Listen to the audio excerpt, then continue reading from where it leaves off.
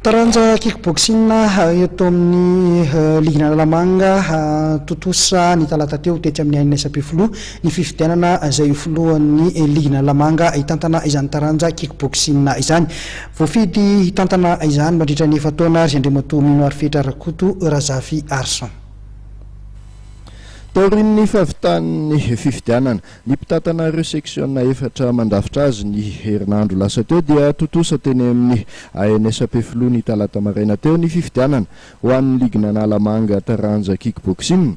Tamin'izany no nahalany ny Mino Arifetra Rakoto Razafy Arson hitantana izany rafitra izany ao anatin'ny efa-taona manaraka rehefa nahazo vato telo tamin'ireo seksiona efatra mpifidy. Ny tenan'izay fantanany andraikitra mafy lolefitra teo anivo ny Tihiligy ity ihany teo aloha. Ho azy dia ny fanatsarana ny lesoka hitany hatramin'izay no imasony.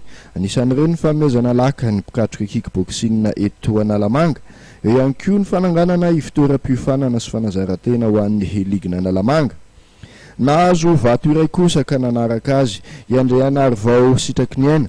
Ho azy indray dia hoentiny hanatsarana ny seksiona varandrano izay nitantaniny nandritra ny enitaona ny tetikasa saika hanatsarany ligra toka lany teo izy.